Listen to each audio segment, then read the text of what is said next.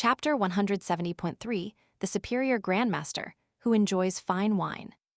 As Li was departing from the imperial palace with Mao Jiaodong through the secret passageway, he couldn't help but feel as if he had been tricked by Mao Jiaodong, and he was looking a little glum and unhappy.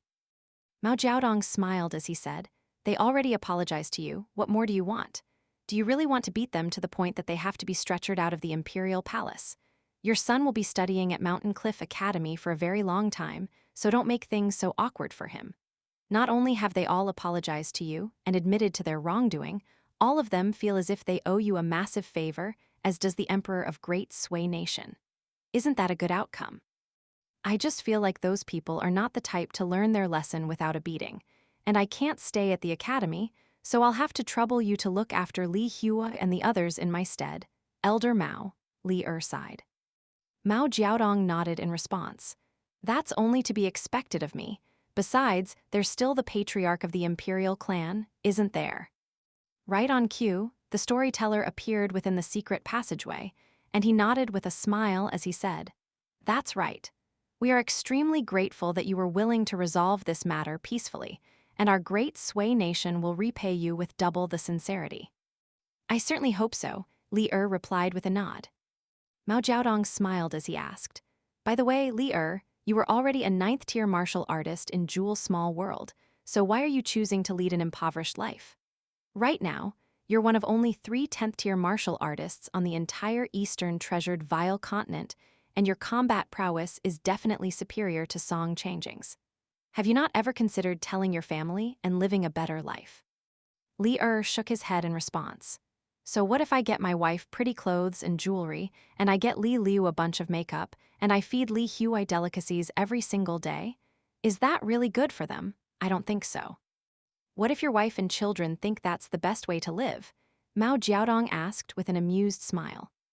Li shook his head in response once again. "Someone forbade me from doing that, but that's only part of the reason. More importantly, I also feel like this is the right thing to do. Given the type of people my wife's relatives are, if I had revealed my power to my wife back in the town, they would have done all sorts of bad things. What would I do then? Kill them? Try to reason with them? Would they listen to me? They'd say one thing to me, then do something else entirely when I'm not looking. In the end, my wife will be the one who's most distraught, as she won't be able to face me or her family. Of course, in Jewel's small world, even the wealthiest of families aren't that well off." After completely withdrawing his aura, Li was looking even less imposing than the average person, giving off a very timid and cowardly appearance. However, he was speaking with a type of confidence and flair that was completely absent from the wimpy facade that he constantly kept up back in the town. "I've lived in a tiny place all my life, but I'm not so foolish that I don't understand such basic principles. For a family, stability is most important. As long as my wife and children can have meat whenever they want, and I can have some wine whenever I crave it, that's enough. Anything more than that will only be superfluous." Li turned to look at the scenery of the capital city beyond the secret passageway, and there was something more that he had to say, but he refrained from doing so. "Even if I really am just a good-for-nothing coward, at the very least, in my son's eyes, I'm now a decent father who hasn't been an embarrassment to him. Do you know how happy I was to hear that?" With that in mind, Li immediately bade farewell to Mao Jiaodong and the storyteller, then rushed back to Mountain Cliff Academy as quickly as he could. He wanted to see his family as soon as possible, and in addition to that, there was now one more thing that he could do with regard to his son. "Li has truly understood the meaning of life," Mao Jiaodong sighed. "There are many self-proclaimed intelligent people who are far inferior to him in this regard. He's a martial artist who reached the 10th tier before turning 60 years of age. There's no way he could be an actual fool," the storyteller remarked with a smile. "Having said that, it currently appears that the weakest of the 3 is feudal Lord Song Changjing of the Great Li Empire, but he also has the highest hopes of reaching that level, and it's not just because he's the youngest of the 3. Mao Jiaodong nodded in response. Song Changjing possessed exceptional mental qualities for a martial artist, and that's an even greater asset than his young age. The storyteller smiled as he asked, "Are you referring to how Song Changjing had the courage to stand his ground, Even after that man appeared in the imperial palace of the Great Li Empire and put on a display of unfathomable power. Instead of answering the question, Mao Jiaodong smiled as he asked, "You want to ask me whether the white jade capital of the Great Li Empire truly exists or not, right?" The two sly old foxes then walked along side by side in silence, with neither one looking at the other. Zing. By the time Li returned to the academy, his wife and his children were already having dinner. Lin Xiaoyi had gotten 2 large hampers of food, and the entire table was filled. Li Hui's mother was sitting with him on the same bench, while Li Liu and Lin Xiaoyi were seated across from each other, and there was also a stool prepared for Li. Only after arriving at the entrance of the room did Li recall that he had forgotten to buy anything. Due to the fact that Lin Xiaoyi was present, his wife didn't immediately make him suffer the consequences, but the look in her eyes clearly told him that he was not off the hook. Li rubbed his hands together as he sat down at the table, and he noticed that there was a jar of wine. He took a glance at Lin Xiaoyi, then asked, "How about we have a drink together?" Lin Xiaoyi hesitated momentarily, then nodded in response.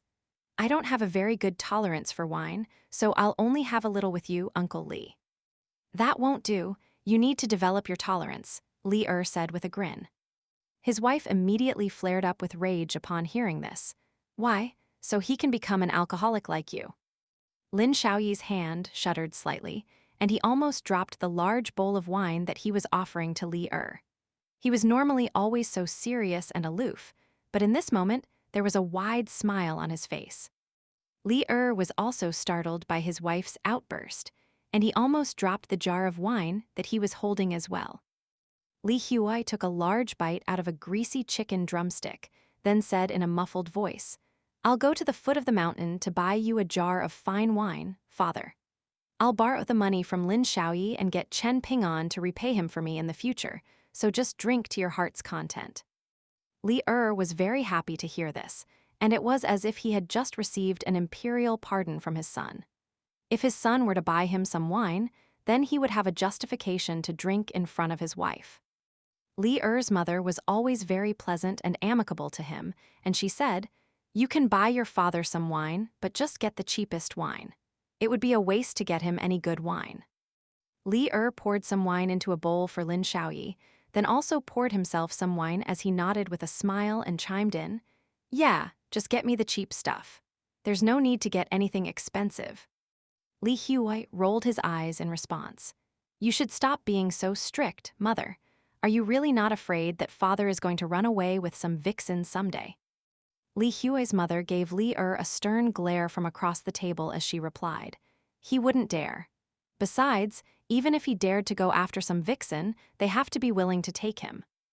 Li hurriedly gulped down a large mouthful of wine as he nodded and agreed, You're right. No one wants me." His wife slammed a hand down onto the table as she interrogated, "Whether anyone wants you or not is one thing, but whether you're having these thoughts is another thing entirely. Are you having these thoughts or not?" Li immediately set his bowl down onto the table, then sat up straight as he vowed, "Definitely not." His wife glanced at Lin Xiaoyi, who was drinking his own bowl of wine with an amused expression, then turned to her daughter with a smile as she said, "Li you have to find a good and honest husband for yourself in the future so you won't get abused, understood?" Li Liu merely nodded in response without offering a reply, and she picked up a piece of fish with her chopsticks before setting it down in Li Hui's bowl. Lin Xiaoyi only dared to sneak furtive glances at Li Liu out of the corner of his eyes, and even though he had only taken a small sip of wine, he was already feeling a little intoxicated, as if he were looking at the most beautiful scenery in the world. The next day, Li Hui bought his father a flagon of fine wine in secret, then dragged him over to the lake before crouching down and watching his father drink. As he did so, he said in a quiet voice, "This is a flagon of the expensive stuff. I put a flagon of cheap wine in the room for you to drink at the table so mother won't scold you." Li nodded with a smile before gulping down a large mouthful of wine. To him, this was a far more blissful experience than ascending to the 10th tier. "This must have been really expensive, right?" he asked with a bashful smile. Li Huai looked up at his father with a vibrant smile while supporting his cheeks with his hands, and instead of answering the question, he reassured, "Don't worry about me, father. I'm doing really well in the academy, and I'm really, really happy that you could come and see me." Li nodded in response, as he hurriedly gulped down another mouthful of wine to suppress the tears that were threatening to spill over. Only then did he recall that he had been in such a hurry to get back to the academy the day before that he hadn't gotten a chance to meet Kai Jingshan. He decided there, and then that after finishing this flagon of wine, he was going to pay Kai Jingshan a visit. But instead of reasoning with him, he was just going to give him a beating this time.